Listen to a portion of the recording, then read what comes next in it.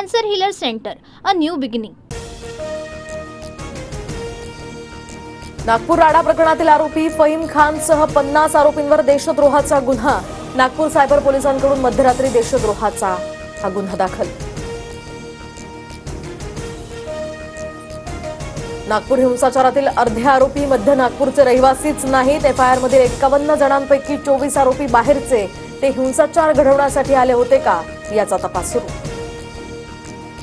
नागपुरातील राड्यामागे आतंकवादी बांगलादेशी संघटनांचा हात. पोलीस उपायुक्त लोहित मतांनी यांची माहिती. तर राडा प्रकरणी रात्री उशिरापर्यंत आणखी 30 जण ताब्यात.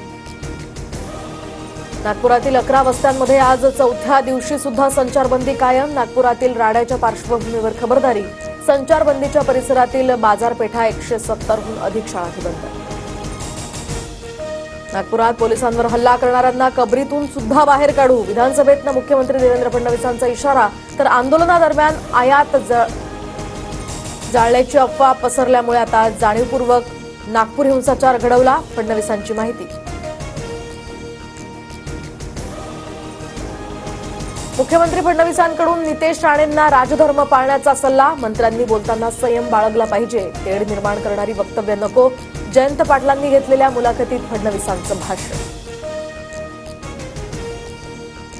दिशा सालियनच्या कुटुंबियांची हायकोर्टात याचिका. आदित्य ठाकरेंसह अभिनेता सूरज पांचोली, दिनू मोरिया यांच्यावर गंभीर आरोप. तर मुंबई पोलीस आणि किशोरी पेडणेकरांनी दिशाभूल करत दबाव टाकल्याचाही आरोप. आदित्य ठाकरेंनी तात्काळ आमदारकीचा राजीनामा द्यावा आणि चौकशीला सामोरं जावं. दिशा सालियन मृत्यू प्रकरणी नितेश राणेंचा हल्लाबोल. उद्धव ठाकरेंनी मुलाला वाचवण्यासाठी आता सीसीटीव्ही गायब केल्याचाही त्यांचा आरोप. दिशाची सामूहिक बलात्कार करून हत्या प्रकरणाचा तपास समीर वानखेडेंसारख्या प्रामाणिक अधिकाऱ्याच्या देखरेखीखाली द्यावा. प्रकरणाची नव्यानं चौकशी करण्याची कुटुंबियांची हायकोर्टात याचिका. नाशिकच्या आंबेडकरवाडीमध्ये 2 भावांची हत्या. मृत मुन्ना जाधव राष्ट्रवादीचे शहर उपाध्यक्ष असल्याची माहिती. हत्या करून हल्लेखोर फरार. हत्येचं कारण मात्र अस्पष्ट. विश्व हिंदू परिषदेच्या 8 जणांना 3000 रुपयांच्या जातमुचलक्यावर जामीन मंजूर. अटी शर्थींवर सत्र न्यायालयाकडून जामीन. आंदोलनामध्ये धार्मिक भावना भडकवण्याच्या गुन्ह्यात केली होती अटक. औरंगजेबाचा मुद्दा सध्या संयुक्तिक नाही. संघ कोणत्याही हिंसेचं समर्थन करत नाही. नागपूर हिंसाचारानंतर राष्ट्रीय स्वयंसेवक संघाकडून भूमिका स्पष्ट. शरद पवार आणि उद्धव ठाकरेंचा काहीही भरोसा नाही. जयंत पाटलांनी मुलाखतीत विचारलेल्या प्रश्नावर मुख्यमंत्री फडणवीसांचं एका वाक्यात उत्तर. बीडमध्ये पुन्हा मारहाण. काही तरुण सुधरत नाहीयेत. एसपी नवनीत कौवत यांचे आभार. अंबाजोगाईतील मारहाणीच्या व्हिडिओवर दमान यांचं ट्विट. प्रशांत कोरटकरच्या शोधासाठी कोल्हापूर पोलिसांचं पथक नागपुरात. कोणत्याही क्षणी कोरटकरला अटक होण्याची शक्यता. कोरटकर उच्च न्यायालयाचा दरवाजा ठोठावण्याची आता शक्यता. आमदार महेंद्र थोरवेंच्या मध्यस्थीनंतर आता माथेरानकरांकडून संपाचा निर्णय मागे. पर्यटकांची फसवणूक रोखण्यासाठी पावलं उचलण्याचे निश्चित करण्यात आल्यानं संप मागे. मुंबई महापालिकेच्या मालमत्ता करापोटी 5392 कोटींची वसुली. 87% करवसुली करण्यात पालिका प्रशासनाला यश.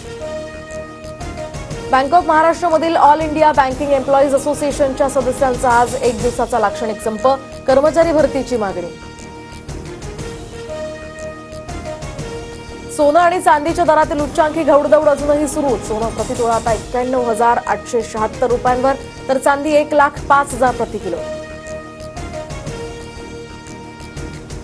बुलढाण्यामध्ये आज वादळी वाऱ्यासह हलक्या पावसाची शक्यता. नागपूरमधील प्रादेशिक हवामान केंद्राकडून अंदाज व्यक्त. यजुर्वेंद्र चहलच्या घटस्फोट याचिकेवर आज सुनावणी. कुटुंब न्यायालय आज निर्णय देणार. आयपीएल सुरू होणार असल्यामुळे लवकर सुनावणीसाठी चहलची याचिका. Cancer Healer Center, a new beginning.